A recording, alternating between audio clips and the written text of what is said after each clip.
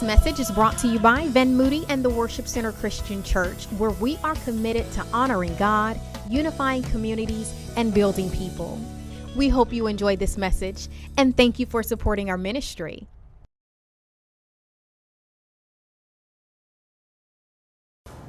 The 1960s civil rights movement addressed the struggles of that era: racism, discrimination, and social inequality. But today, there is a new civil rights movement, the civil rights movement of the 21st century, and it is economic inequality. It affects our schools, our crime rate, even the availability of nutritious foods in certain areas. Marching toward freedom, addressing the new civil rights movement, it's time for us to be the change we want to see. And I want you to join me in Jeremiah chapter 29. We're starting a brand new series today that has been several months in the making. I am really excited to jump into this. And I want to title really the first part of this series, The New Civil Rights Movement, and in parentheses, The Real Need for Change. The Real Need for Change. And I think you understand this as we get further into the Word this morning. So join me in Jeremiah 29, and let's start there in verse number 4. Jeremiah, a significant Old Testament book, and the verses of Scripture will be on the screen. You can also follow along in the app. But this is God speaking through the prophet Jeremiah for the nation of Israel. And it says, "This is what the Lord Almighty, the God of Israel, says to all those who I carried into exile from Jerusalem to Babylon. Build houses and settle down. Plant gardens and eat what they produce.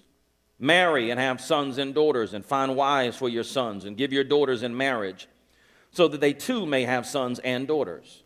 Increase in number there, do not decrease.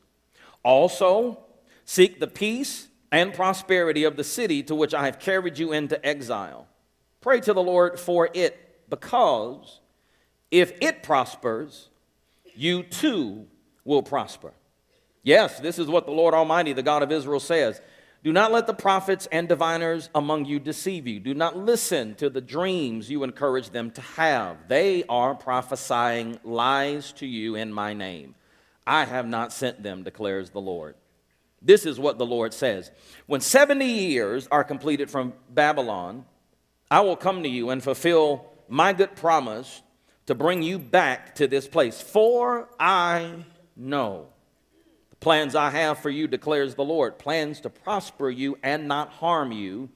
Plans to give you a hope and a future."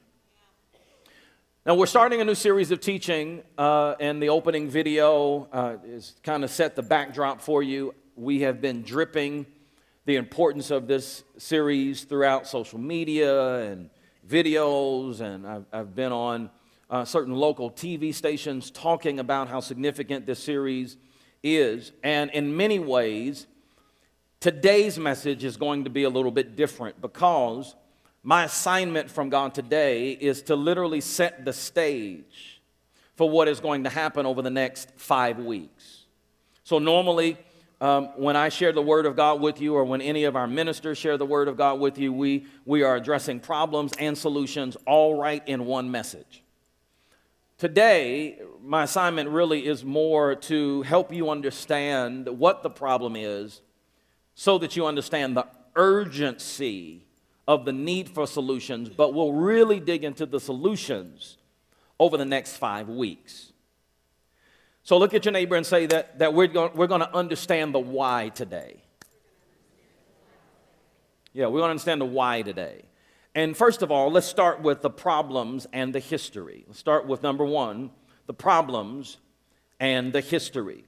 There's a lot that I'm going to share with you, and if I go too fast and if you don't get it all, guess what? It's all in the app, and we've intentionally created even a new web page that's a part of our existing website that is going to be populated with a ton of resources. So I just want you to know that. So follow along with me as best you can. But let me explain to you why, first of all, the subtitle of this series, Marching Towards Freedom, is the New Civil Rights Movement. And I think you need to start there. We need to start there, because when many people, depending on your age, when many people think about the civil rights movement, depending on how old or how young you are, many people only really think about what happened 50 and 60 years ago. When most people think about the civil rights movement, they immediately start thinking about the marches and the sit-ins and the struggle and the heroes and the heroines, the Rosa Parks, the Martin Luther King Jr.'s, the Fred Shuttlesworth. And that's fine, but often what we don't do is we don't connect the dots between civil rights and human rights. Often we miss the connection between civil rights and economic rights. And I want you to understand that, first of all, that connection has been there from the very beginning. And it's even more critical that we understand that today, because the new civil rights movement is economic education and economic empowerment. That is the new civil rights movement. And I know for some people that maybe grew up in the shadows of the civil rights movement, that may be a bold assertion. Well, how dare you say what the new civil rights movement is? May come as a surprise to some of us. But I want you to understand that for the civil rights leaders and heroes, many of whom have already gone to glory, this is not new for them. This notion that the new civil rights movement is economic education and economic empowerment, it wasn't new for Dr. Martin Luther King Jr. or any of the other leaders that worked by his side 50 and 60 years ago. How do you know it wasn't new for him, Pastor? Well, I know this because just 1 year before his assassination, he took the staff, the leaders of the Southern Christian Leadership Conference and the Civil Rights Movement. They went on retreat in May of 1967. And here's what Dr. Martin Luther King Jr. said to them, and they're going to put this quote up on the screen. This is 1967, and here's what he says. He says, I think it is necessary for us to realize that we have moved from the era of civil rights to the era of human rights. He says, when we see that there must be a radical redistribution of economic and political power, then we see that for the last 12 years, we have been in a reform movement. That after Selma and the Voting Rights Bill, we moved into a new era, which must be an era of revolution.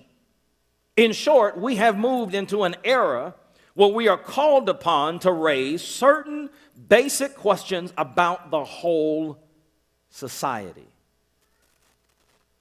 In what we know now was the last season of Dr. Martin Luther King Jr.'s life, many people don't know what he was focused on. He and the Southern Christian Leadership Conference organized something called the Poor People's Campaign in 1968. And their goal in 1968, when they organized the Poor People's Campaign, their goal was economic justice, economic education, and economic empowerment for displaced and disenfranchised people in the United States and even beyond. The Poor People's Campaign, what was their goal? They pushed for economic justice, economic education, and economic empowerment for all people. Somebody say, for all people.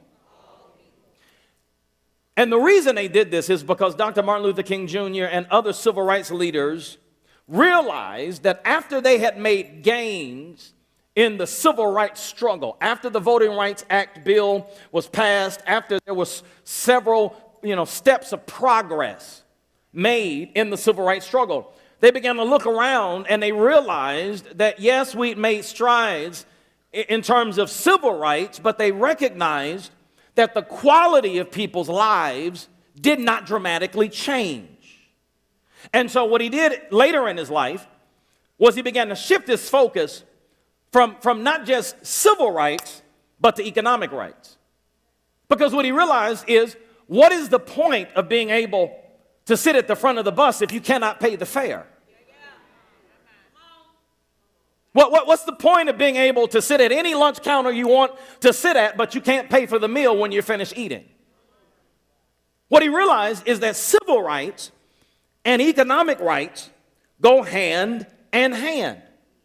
And many people either don't know this or they've forgotten this. As a matter of fact, many people don't know or maybe have forgotten that when he was in Memphis, when he was assassinated, he was in Memphis not pushing for civil rights, He was in Memphis pushing for economic rights. He was in Memphis on behalf of the sanitation workers, trying to help them get just a just wage. That's what he was doing in Memphis when he was assassinated. The other thing that a lot of people don't know is that the Poor People's Campaign was a multiracial effort. Just like our church is a church for all people, this Poor People's Campaign was a multiracial effort. It included African Americans, Caucasians, Mexican Americans, Puerto Ricans, Native Americans, and so many other people. And the whole point was that they were trying to alleviate poverty and a lack of education economically. They wanted to change it. This series is called The New Civil Rights Movement because the same issues that they worked to address 50, 60 years ago are still critical issues to this very day.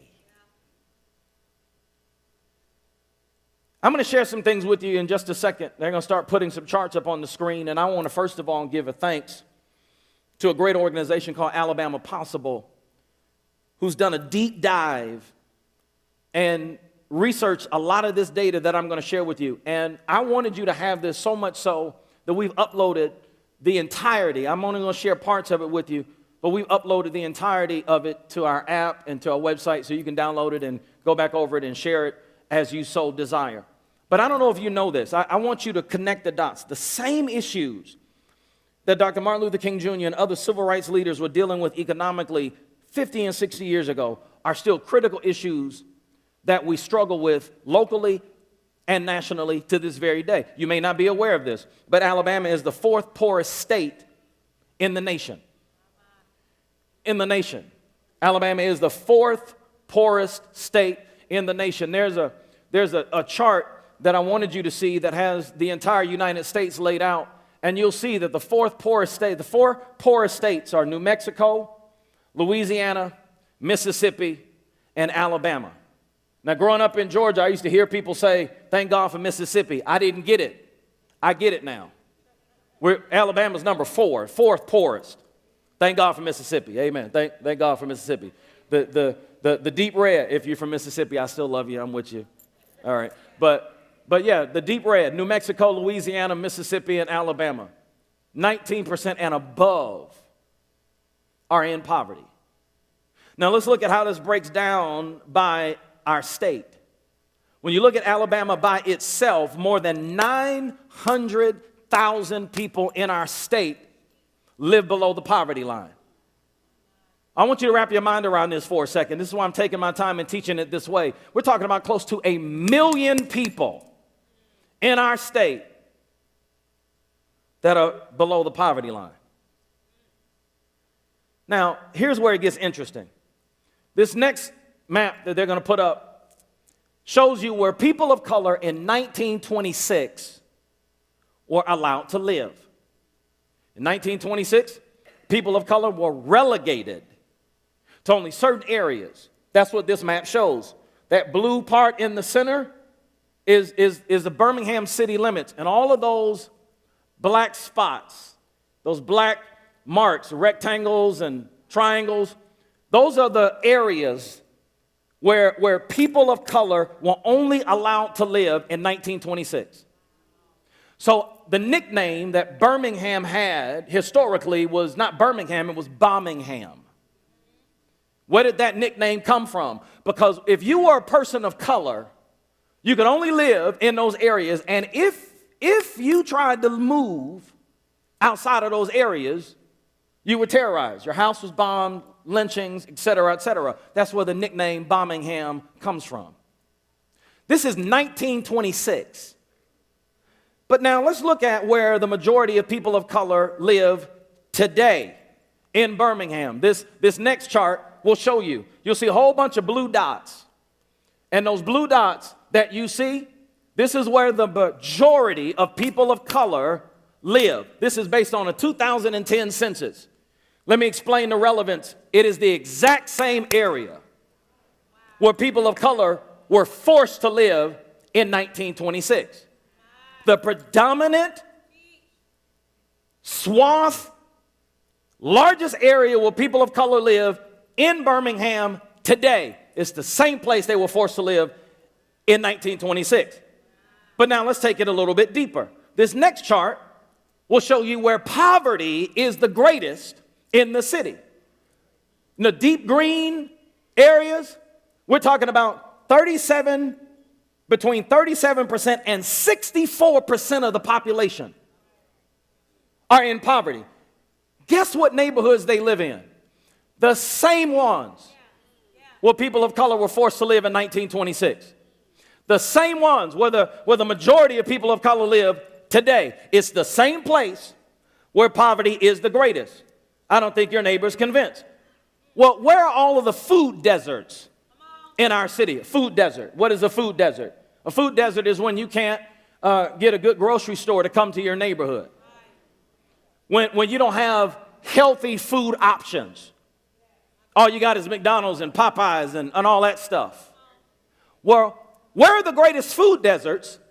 In Birmingham. Oh, look at the yellow. In the same place where the majority of people of color live, the same place where poverty is the greatest, the same place where people of color were forced to live in 1926. You're still not convinced. Well, here's a question. Where is the life expectancy the lowest in our city? Well, let's see. In the same exact areas. You see the dark brown spots? That's the lowest life expectancy. 66 to 70 years old is the life expectancy of people that live in those communities. And it makes sense. If all you're doing is eating stuff that's not good for you, if you don't have an option, if Publix is not interested in coming to your neighborhood, then you don't have anything, but the stuff that's not good for you long term. Notice you go a little bit further out. See how yellow it gets? If you live in those areas, well, hey, praise God, your life expectancy is somewhere between 80 to 86 years old. So where's the life expectancy the lowest? The same areas where poverty is the greatest. The same areas where there are the greatest food deserts. The same areas where people of color were forced to live in 1926. Here's a question. What area of town has the worst schools? Same area. What areas of town have the hardest issue with crime? Same areas. Here's a question. What areas of town do they place the most payday and title loan companies? The same areas. So there are people. I was in a conversation a couple of months ago, and I was just listening to people, and they began to try to label certain communities of color, and oh my gosh, there's violence and blah, blah, blah, blah, blah, and it's just horrible, and I just don't understand how those people, and I said, so you roll. I said, let me explain something to you. I said, so if I'm trying to feed my family, and you don't give me an opportunity to be a part of the legal economy, if I don't have an opportunity to be a part of the legal economy, and I'm trying to feed my family and just stay alive, the only option I have, if I cannot be a part of the legal economy, only option I have is the illegal economy. Y'all will catch that maybe on Tuesday. But the thing about the illegal economy is when you have a dispute in the illegal economy, you can't report it to HR. You don't have an HR department in an illegal economy. The only way that you settle disputes in an illegal economy, since you don't have HR, is violence. Now, I know some of you are watching, and some of you may be a part of our online family, and you think, well, maybe this is just a Birmingham issue or a state of Alabama issue. No, it's not. Because depending on what happens with the GOP's effort to repeal and replace the Affordable Care Act, every report that's come out as they have put forth their plans have all said that millions of people are going to be displaced. One report suggested that if with the first alternative they pushed forth, 24 million people were going to lose health care.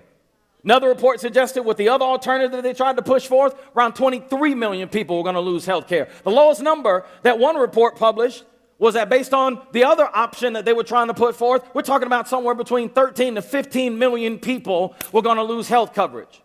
And the number one reason for financial ruin right now in America is inadequate health coverage.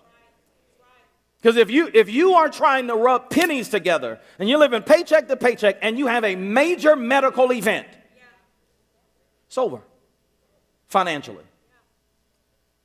This is not just also about the Affordable Care Act.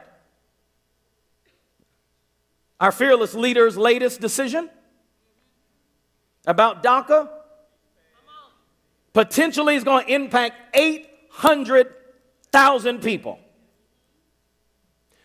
Many reports suggest that if DACA is ultimately repealed and Congress doesn't come up with a better alternative, you're talking about on average 30,000 people a month that will be losing their jobs.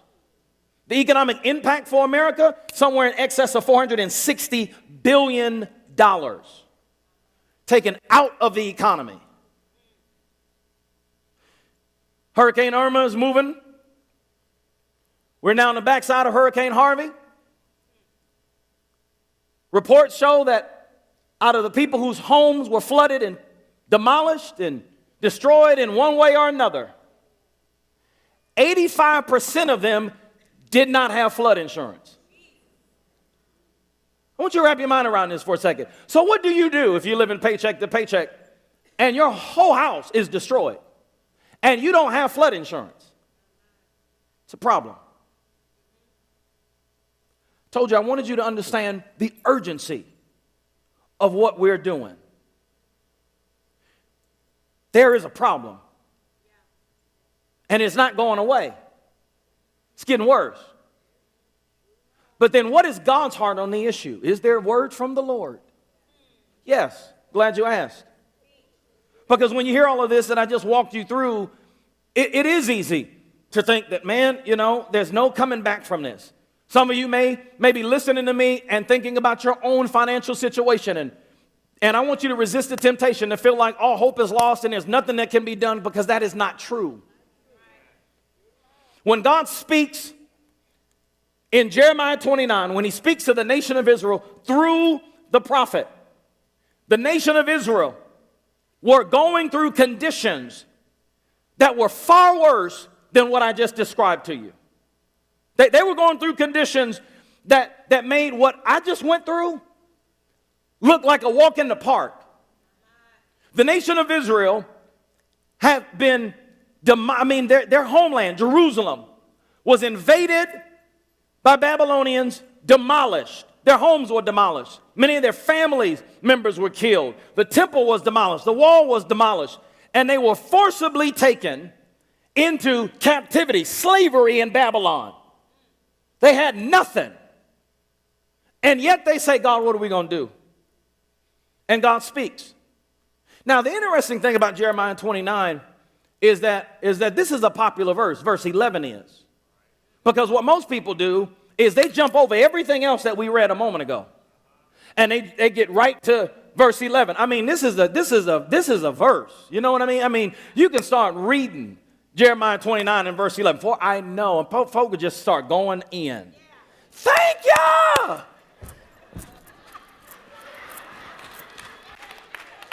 Just start. For I know the plans. Oh, Jesus! They would just start going in. But what's interesting is they skip over everything that God has said before that. And when you skip over it, you have no understanding of the plan of God, what the nation of Israel was going through. When God gave these instructions, he gave these instructions to a displaced people that had nothing. The nation of Israel had nothing, and they were captives in a foreign land. And God says, I got a word for you. This is my plan to help you start over and rebuild. This is the plan for how to turn things around financially and to move from where you are to where I want you to be. But he says very clearly, before you get to verse 11, he says, but if you're going to do this, it requires a change. Somebody shout change. God says you got to change your mindset, you got to change your heart, and you got to change your behavior. High five somebody, tell them we're going to change some things. He says, I got a plan for how to turn things around. He says, but it requires change. You got to change your heart. You got to change your mind. You got to change your behavior. And if you do that and follow these instructions, this is how you're going to get out of this hole. This is what God says. This is why he says, hey, don't listen to the false prophets and the diviners. Don't pay attention to the dreams you're asking them to have, because the people of Israel were going around like, please, have you heard from the Lord? I mean, can we get out of here soon? God says, oh, no. See, you got to do something. And God says, so y'all not going to get out of this tomorrow. This is not a name it and claim it strategy. He says, you got to work for this. He says, and when 70 years are completed, if you do what I'm asking you to do, he says, then all will be better. And what I want you to understand is that's a word for us. The same issues that Dr. Martin Luther King Jr. and others were trying to address, same issues we face today. But they don't have to be the same issues we face tomorrow. The same instructions that God gave the nation of Israel in Jeremiah 29, the same instructions that he gives us today. What are those instructions? Well, first of all, he says, number one, take the responsibility in your own hands. What do you mean? He says, build houses and settle down. That's verse 5 and A. He says, build houses and settle down. So get this. They are in a foreign land. They have nothing. Their home in Jerusalem's been destroyed. They have been taken captive. And back in the Old Testament days, when you were captured by a rival, they would not just take you. They take everything you had. So they have nothing. God, what are we going to do? What are we going to do? He says, build houses and settle down. That phrase in the Hebrew is bana bayit. And what it literally means, a literal translation of bana bayit is he's saying, you rebuild what you need. You missed it. You missed it. You missed it. They're saying, God, we don't have a home. We don't know what we're going to do. Harvey's come through and just demolish stuff, and Irma's on the way, and all of this stuff that Pastor just shared. God, what are we going to do? He said, bana bayit, you take the responsibility and you build it. Oh, you missed it. In other words, he's saying, you take the responsibility of providing the security and the shelter and the future for your family. God charges them. First of all, you're not going to move forward by complaining. He says, first of all, stop complaining. First of all, it's a waste of time to wallow in excuses. But see, what happened was, see, if he didn't do it, God said, I hear all of that. But you build it. You missed it. You build it. That the future you want is in your hands. It is not in anybody else's hands. He says, you build it. You build it. And settle down. See, so many people are so focused on what they see that they cannot focus on what they can be. Did I say that too fast? You're focused on what you see. God says, but I know what you can be. But I know the difference between what you see and what you can be is that, number one, you got to take the responsibility. He says, take the responsibility in your own hands. But then he says, watch this, number two, he says, use your resources in a way that produces more and feeds you. Use your resources in such a way that produces more and it feeds you. What does this come from?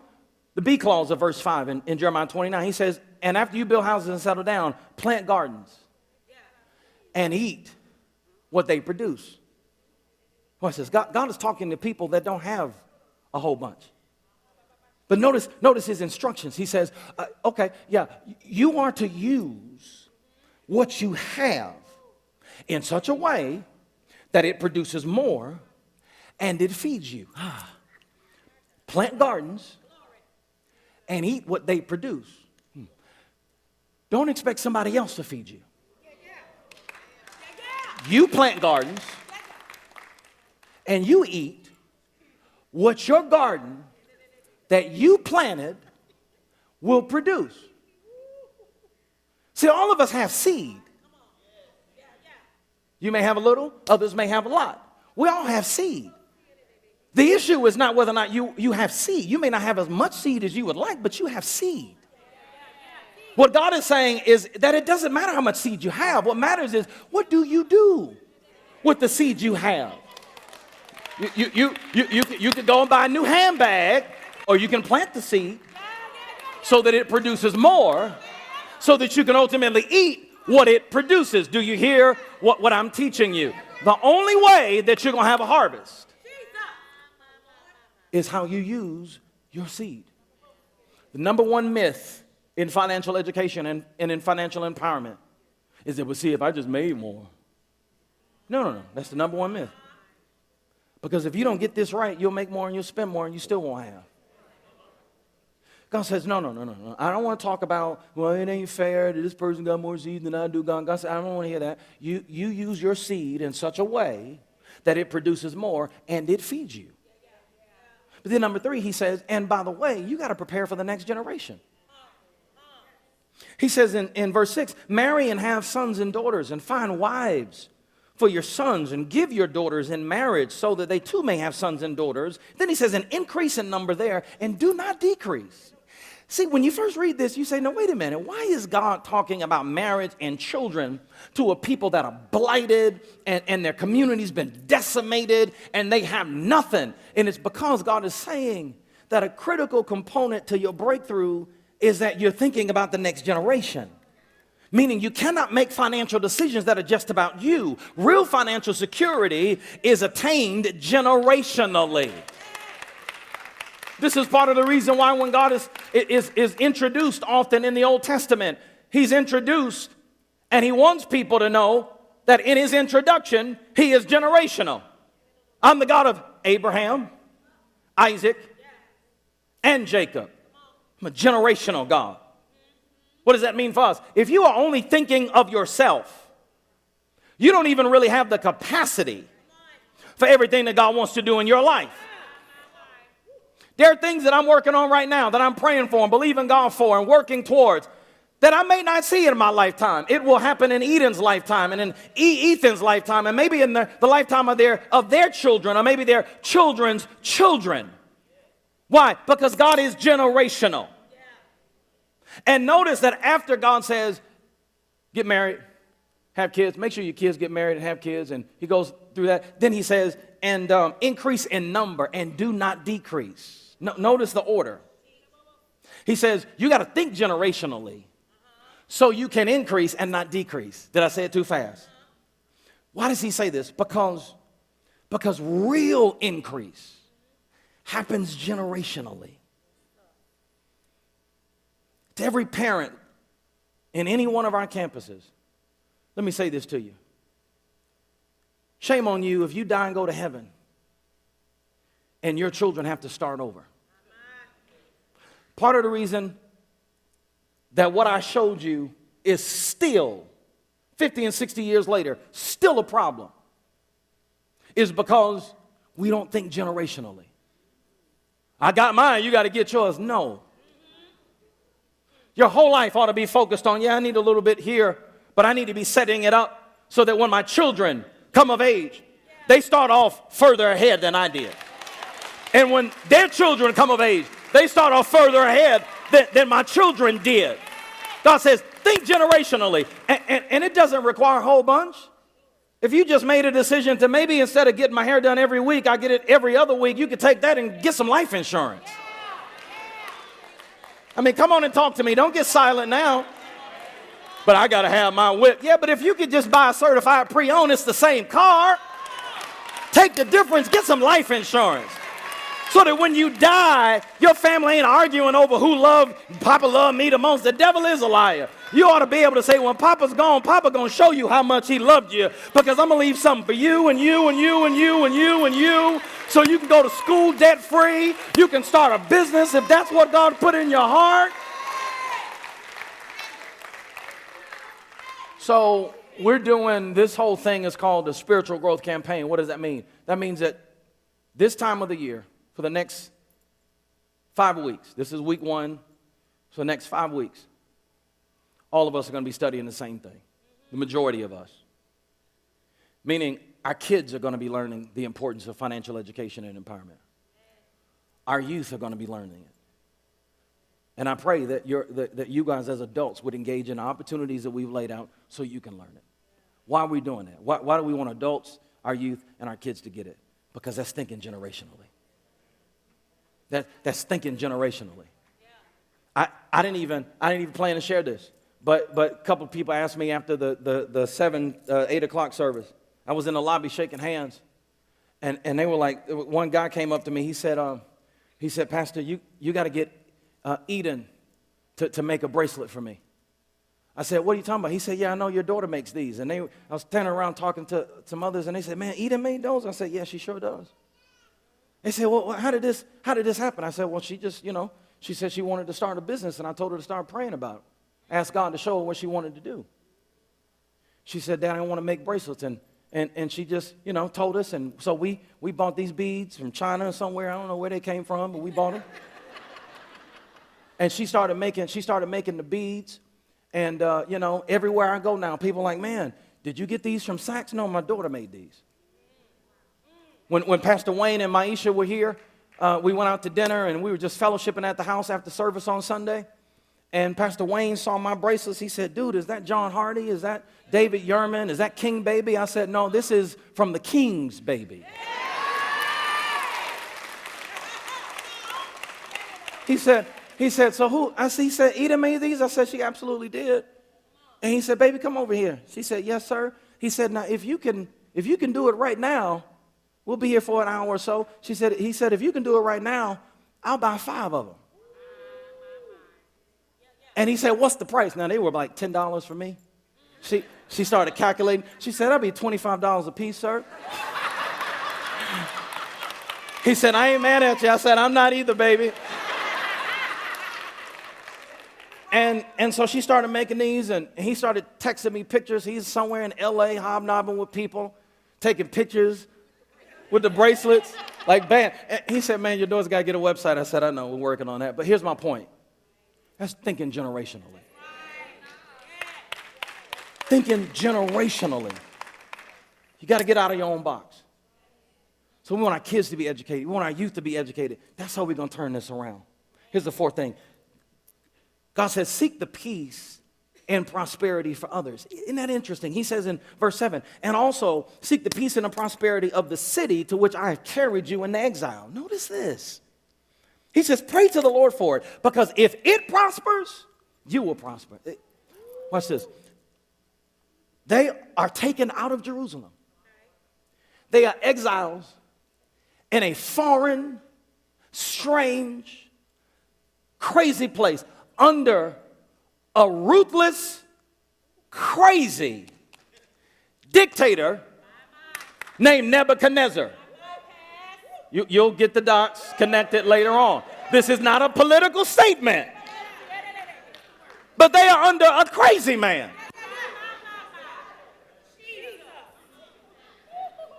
And God says, pray for the city. You pray for the city. Pray for the city, because if it prospers, you will prosper. See, we are so focused on us. Me, myself, and I. When is going to be me? When my turn? God said, if it's always about you, it'll never be your turn. If all you want is you, God says, no. Our destinies are linked. They are connected. He says, pray for the city. See, you ultimately have to decide, are you going to go the route of capitalism, or are you going to do it God's way?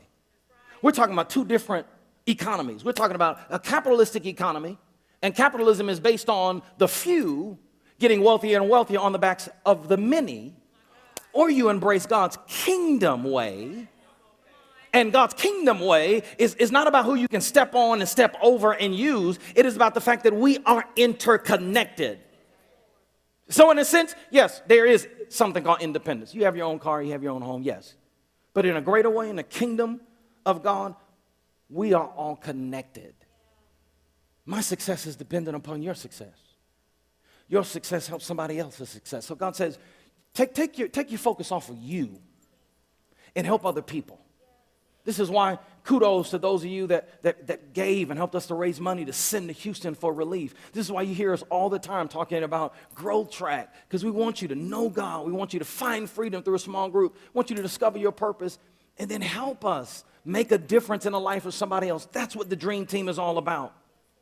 You know what's so tragic about all of these stats that I shared with you, not just the individual impact, but what's so tragic is how those stats are holding our city behind. Amazon just announced this past week that they're going to build a secondary headquarters in some city. And cities all around the country are getting in line like, choose us, choose us, choose us. Amazon won't come to Birmingham.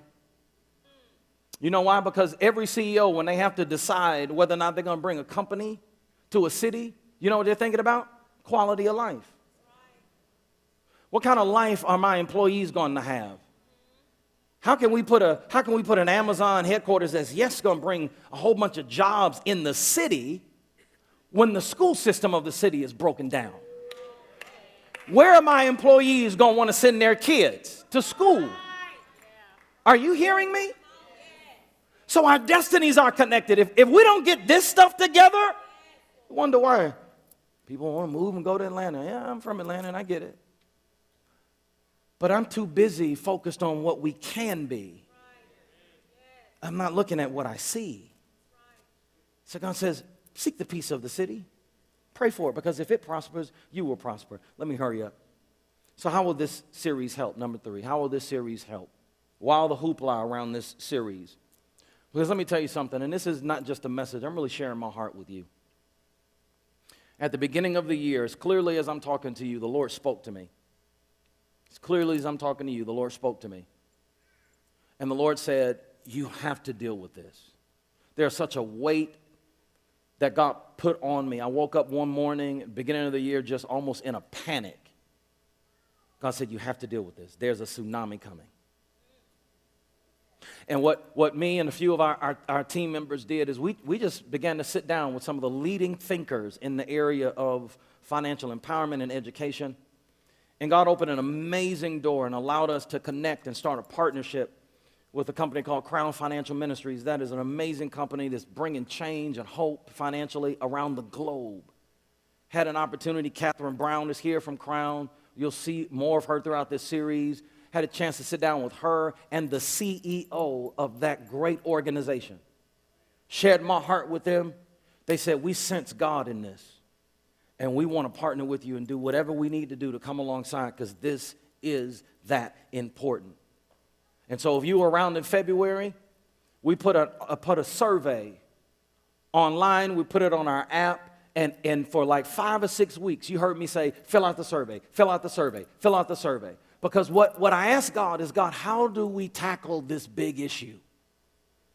How do we better position not only the people that are part of our church community, but the communities that we serve? How do we address this so that this stuff doesn't continue? And he said, well, first of all, find out where they are and then build from there. He said, build it. So we had this survey. Many people filled it out. Thank those of you that did. Overwhelmingly, people filled it out. And here's what you guys basically told us.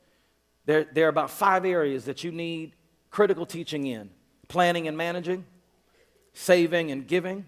Planning and managing is one, saving is one, giving is another, thinking more about others than yourself.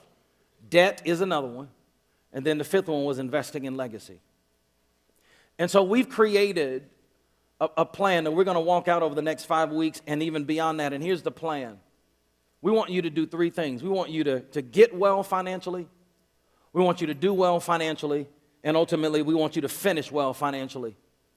And as they put that chart up so that you can see it, let me explain what this means. It means that no matter how old you are or how young you are, it doesn't matter how little money you have or how much money you have, one of those 3 areas applies to you. Either you're in a place where you need to get well financially.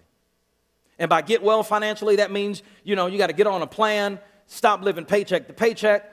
You got to follow basic steps and do it God's way. You've got to, at least get to a place where you have at least $1,000 saved in your emergency fund and then grow it from there, and you've got to aggressively work to get out of debt. That's just getting well. Or maybe you say, oh, I got that, Pastor, I got that, I'm straight. Okay, well then maybe you're in the category where you got to do well.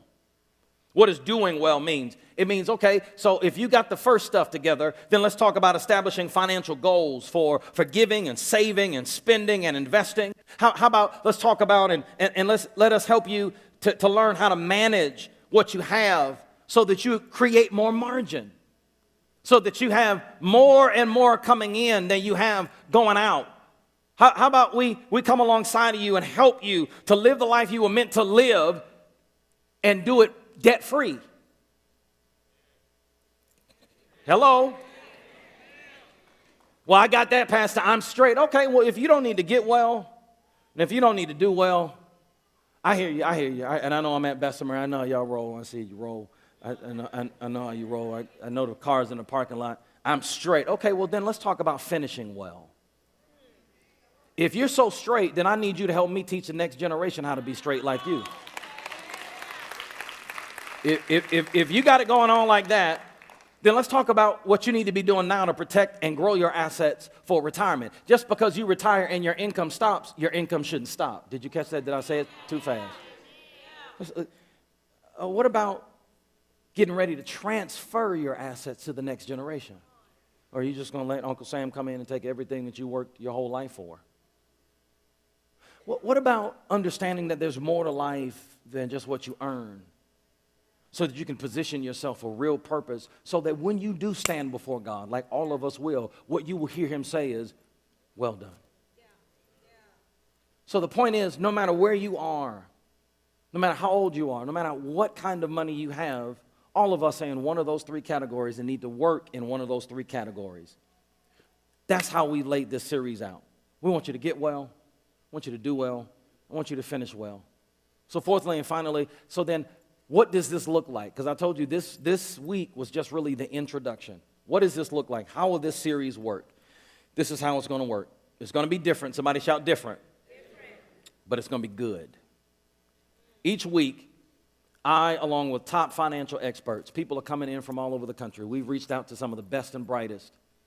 And each week on Sunday, I, along with others throughout the next 5 weeks, we're going to teach you the biblical solutions to all of the areas that you said in the survey we need some help with.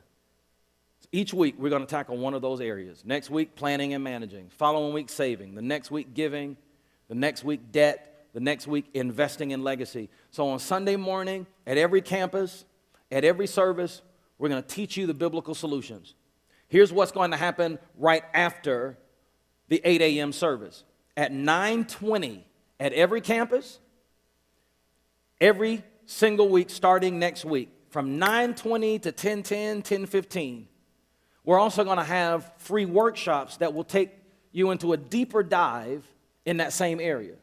See, the problem with teaching on Sunday morning is I wish we had time at every campus to do Q&A and dialogue and all that. We can't do that in a regular Sunday morning format. So we'll teach at 8.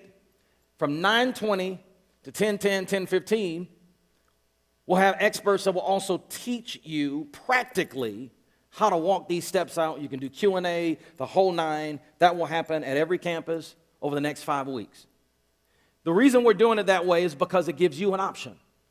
So if 8 a.m. service is your stilo, that's how you roll, then you can come to worship at 8, do the workshop at 9:20, or if 10:30 is your style, you can workshop at 9:20, worship at 10:30. Are you following me? And all of this is free. All of the resources we're going to be uploading and putting on our app. All of that. Really quickly, for those of you that are business owners, aspiring business owners, also on Saturday, October 14th, my brother in the faith, multi-millionaire, Pastor DeAndre Salter, is going to do a business masterclass. Because we're going to really dig into, okay, what do we do to grow our business, take it to the next level, or even to get started? All of that information is out on the website. All of that's free as well. But then here's the third most important component. Because you got to hear it. You got to understand how to apply it. That's the workshop. But then you got to get in a small group and connect with other people so iron can sharpen iron. Every week, starting this week, we're having Money Life small groups. And these small groups will allow you to connect with others so that as a group, you can get well, do well, and finish well in a greater way. They're going to put a URL on the screen. And I want you to focus on me, and I want you to take note of this URL. Because here's how I'm closing this message, because I want to mobilize you about what's happening over the next several weeks. I know that we do life, we do freedom, and it's amazing. And I know that there's some of you who have been waiting, because life, freedom fills up like in 5 seconds. I don't know what it is. Y'all serve crack in the freedom small groups? I don't know. But there's something about it, man. I mean, you roll out life, I mean, it's like moth to a flame, and it fills up, and it's over. Like, I mean, you don't have any more room. So I know that there are a number of you that have been waiting to get into life, right? And so if that's you and you finally got in, do your freedom small group. Do life. There are others of you, if you're going to get married in the next 12 months. Someone like, speak, Lord, speak. If you're going to get married in the next 12 months, we've got an absolutely amazing new curriculum, small groups called Symbis by the Parrots, Dr. Les and Leslie Parrott, that you need to get in. So Symbis, if you're going to get married in the next 12 months, get in that. It's amazing. It is just amazing. Get in that small group. But if those two categories don't speak to you right now, I want to beg you. I want to implore you. I want to ask you to do it as a personal favor for me. Get in a Money Life small group. There are small groups that are going to be happening at all of our campuses. If you like the normal traditional Wednesday flow, like a Bible study, we've got some of the top people on our team that are going to be at every campus, with the exception of Anniston. Anniston, we're working out some other things for you. But here at Bessemer and there at Derby on Wednesday night, if that's the only night you're free, you can come to one of the campuses and get in a Money Life small group. We have groups set up based on where you are. If you need to get well and do well, there's a group for you. But if you need to finish well, there's a group for you too. We have them on our campus. I told our team, I don't care if you got to put a group in a corner. I don't care if you got to put them in a hall closet. We're going to have as many groups as we possibly can.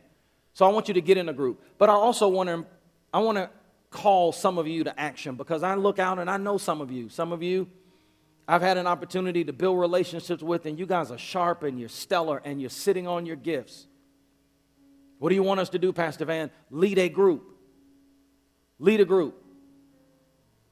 Lead a Money Life small group. And lead it based on where you are and what you love to do. If you're at that stage where you've done a lot and accomplished a lot, and you straight, and you got your bins and all of that other kind of stuff, whatever it is you like, then why don't you do a Finish Well group? Or if you have stories about how God has brought you through, why don't you do a Get Well and a Do Well group? And we've made it so easy. Our friends from Crown have made it so easy. All you've got to do, literally, you don't have to be a great teacher. You don't have to be a great speaker. You don't have to teach the Bible. All you got to do is grab the material, gather your friends, your neighbors, your coworkers, and grow with them. Just put in a DVD, press play. If you don't have a DVD player, we're going to work it out. So we'll put it up on a private YouTube page. Send you the link. You can get it to Starbucks and just open up your iPad. Watch it with your friends. We need this. And what I hope that you hear throughout all of this is the urgency in my voice. I am sounding the alarm straight from the throne of God. What has been happening over the last 60 years cannot happen anymore. Cannot. We cannot continue this way.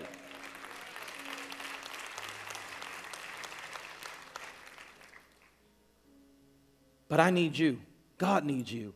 Lead a group.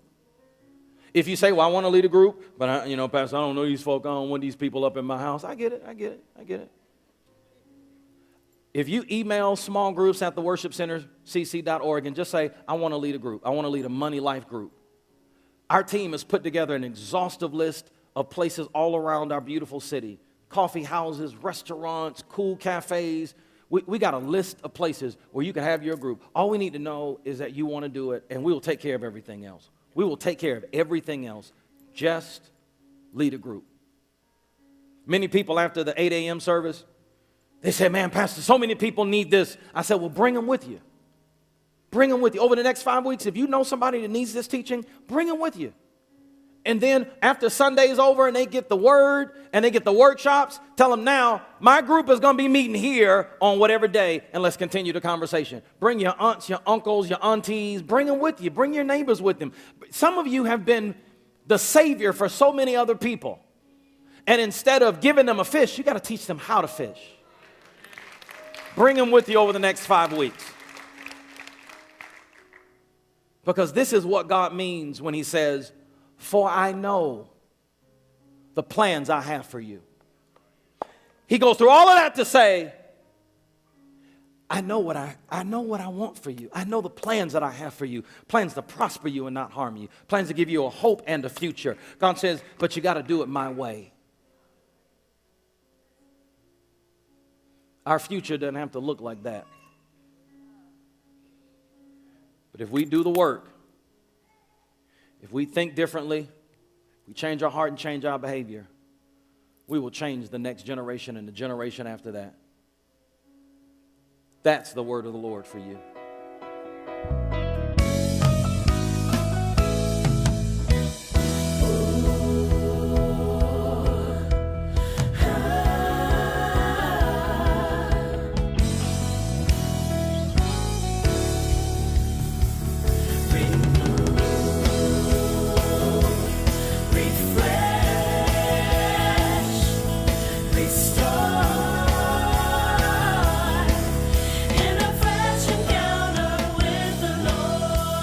We hope you enjoyed this message.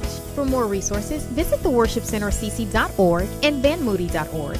You will also find Van Moody on all social media platforms. Again, we thank you for your support.